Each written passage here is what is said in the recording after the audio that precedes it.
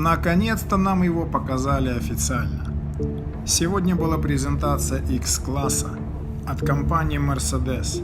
Это пикап. Еще 10 лет назад я бы никогда не подумал, что пикап может быть премиум автомобилем.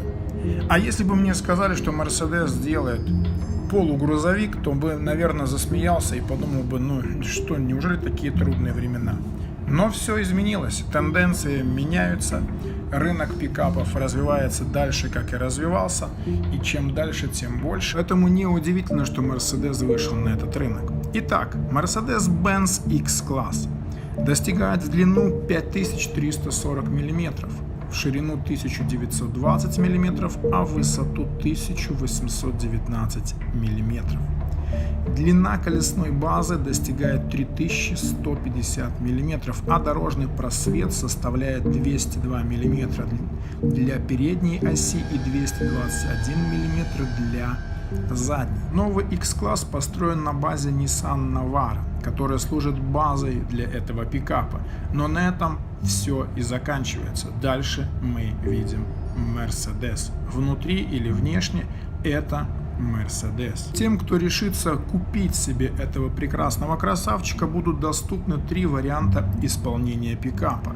То есть 3 версии. Pure, самая скромная, самая простая, чтобы нам не было жалко бросить мешок цемента или засунуть туда палатку, а может быть что-то грязное вывести из своей территории дома.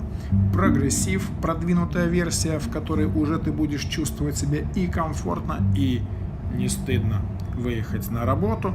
И Power, самая богатая комплектация, естественно, для тех, кто любит отдых и любит также подвозить какие-то вещи, подвезти из магазина и закупиться, но это будет уже на Мерседесе. То есть, ну, это нормально, если у тебя дома стоит S-класс или E-класс, почему тебе не взять пикап тоже от Мерседеса? Это мудрое решение. В моторную гамму входит 2 дизельных двигателя объемом 2,3 литра, мощностью 163 лошадиные силы для версии X220D и 190 лошадиных сил для версии X250D.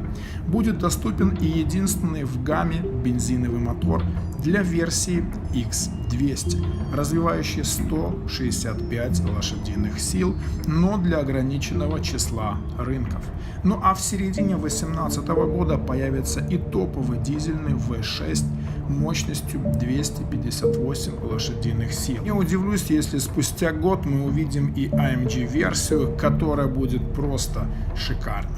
Для пикапа предусмотрена и фирменная система полного привода Fomatic с опциональной возможностью блокировки дифференциала, а в середине 2018 года станет доступна система постоянного полного привода. Это круто и это серьезно. По умолчанию автомобиль оснащается 6-ступенчатой механикой, ну а как же без нее? Мы говорим о пикапе. А для вариантов X250D возможно заказать 7-ступенчатую роботизированную коробку передач. 7 ступенек для такого авто, считаю, очень хорошо. Производитель подтвердил ранее заявленные характеристики. Автомобиль способен нести на себе чуть больше тонны груза и буксировать до 3,5 тонн. На европейский рынок модель поступит в ноябре 2017 года. Это значит, что мы сможем его уже видеть на дорогах в начале следующего года 100%. И если вам понравился этот автомобиль, ставьте лайк. Если вам понравился мой обзор, ставьте лайк.